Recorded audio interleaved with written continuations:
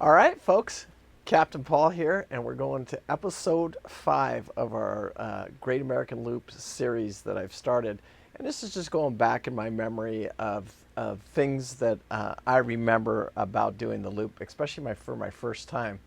Now you got to remember we're still in Loop Princess in this body of water that we're in, which is basically the Florida Georgia line, and we'll take this all the way up to Delaware City Marina today. What I want to talk about, and that was a 36-foot, Loop Princess was a 36-foot sun deck trawler. So the Georgia coast, when you leave Florida and you jump into the Georgia coast, that's a pretty. I've done it now a few times. Now I try and go to the outside whenever I can. I've never had a whole lot of luck. I've only done it once where I was able to go outside. I've been around there now probably 5 or 6 times. It's just real windy. I mean, you got Jekyll Island, Kilkenny.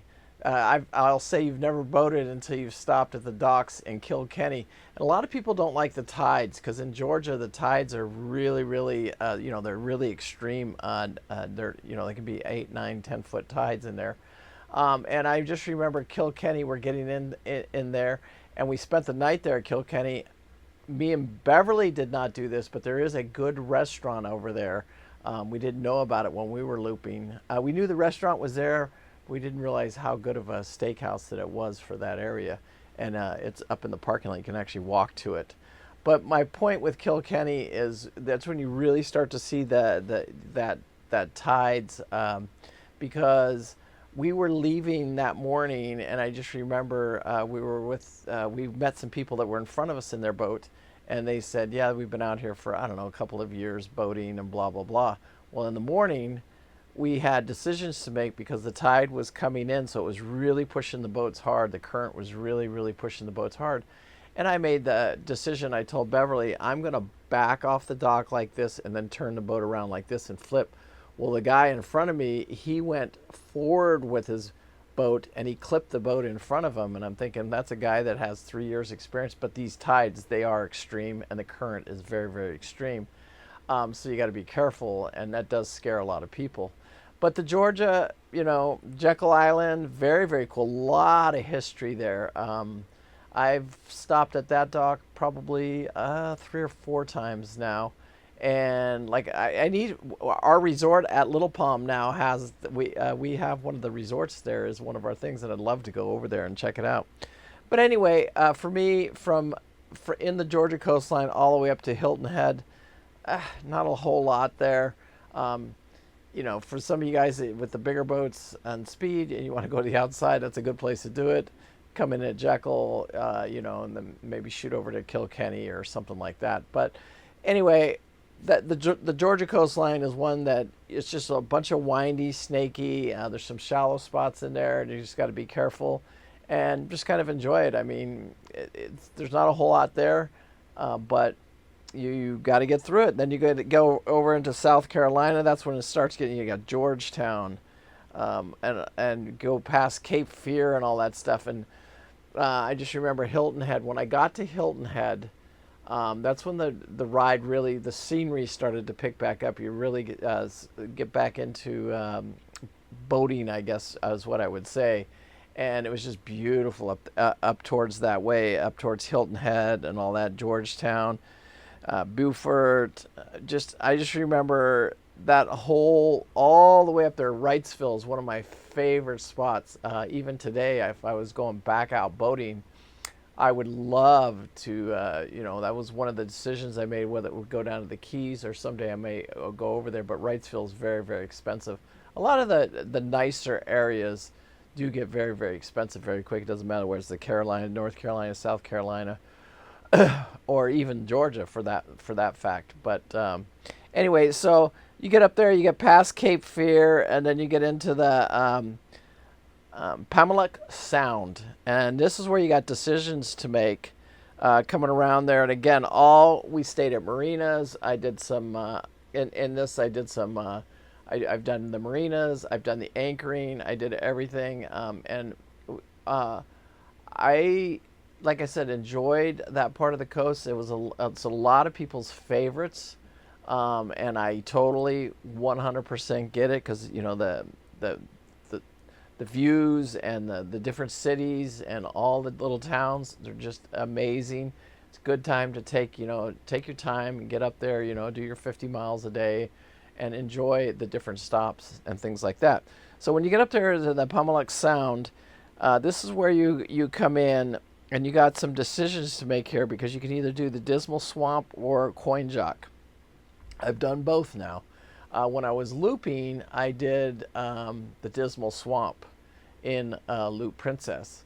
And then you come back out. Once you do that, you come back out into the noose. And I call it the nasty noose.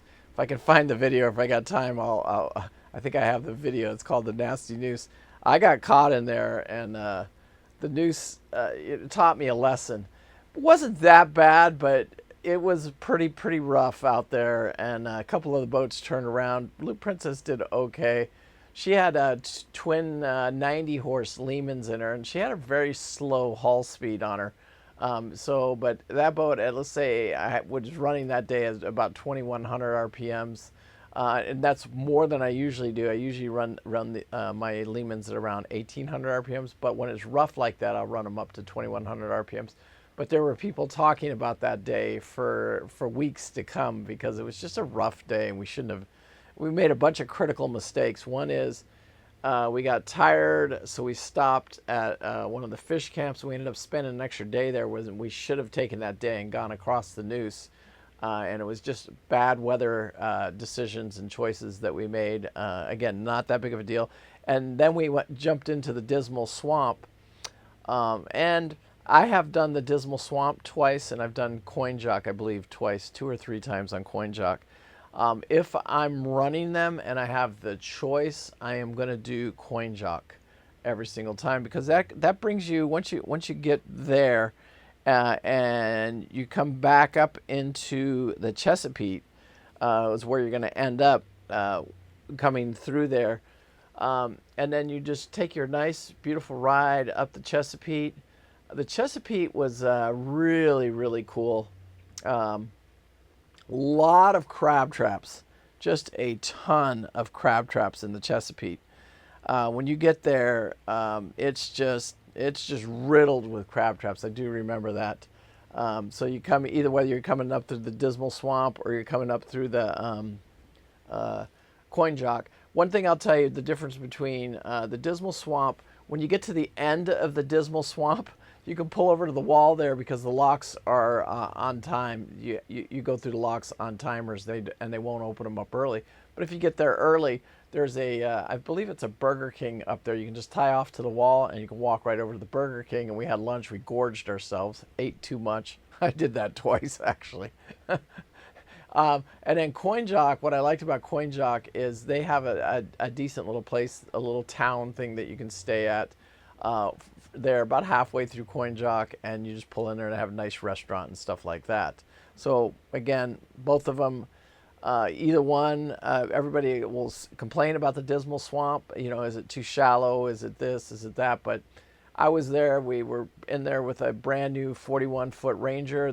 What I've been told, and it had IPs on it, is don't be the first ones to run through the Dismal Swamp. Be about at least a couple of weeks after they open the Dismal Swamp, because they do open and close that for the seasons. So that's what the only thing I can really tell you about that.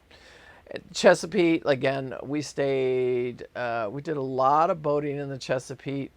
I freaking love the Chesapeake. We had a good experience in the Chesapeake. It can get nasty in there. And then we stopped at different marinas. We did the Annapolis.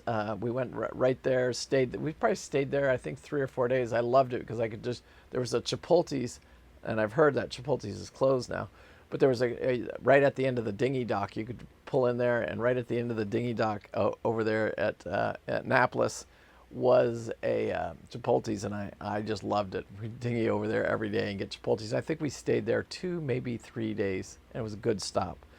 Once you get through, and this is where we're going to stop our video today, is once you get through the Chesapeake, you go all the way to the end, and there's this thing called the C&D Canal. At the mouth of the C&D Canal, there is a little marina there, and it's a little resort. I'll kind of show it to you on the chart here.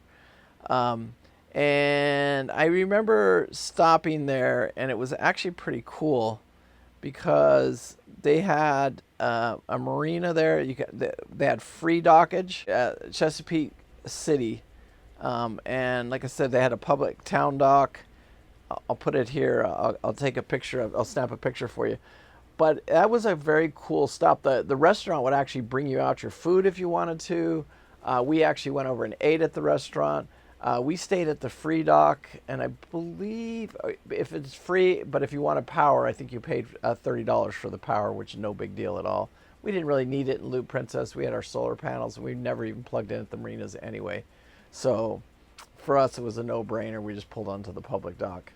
But then the next day, you're going to get up, you're going to run through the C&D Canal, which is very cool. You just got to watch out for the big ships in there.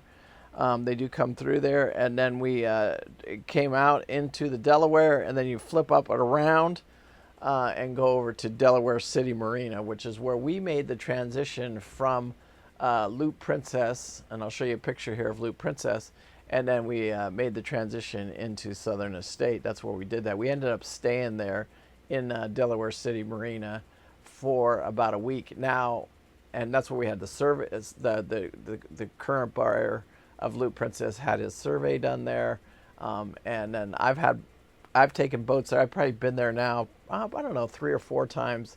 It's just a good stop. It's your last decent stop before you start getting into New York, and it starts getting very, very expensive going up that New Jersey coast and that New York coast stuff. Right there is if you need your boat pulled out of the water and a prop straightened out, or for any freaking reason, that's your last decent place until you get past New York City to have the boat pulled or any work done right there at Delaware City Marina.